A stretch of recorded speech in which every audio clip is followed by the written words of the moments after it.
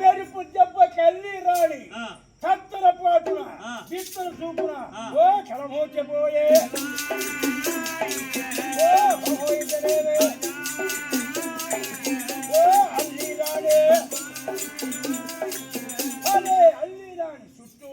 పాము తిరుగుతుందండి మొత్తం కూడా శరీరం మొత్తం కూడా పాము తిరగసాగినాలే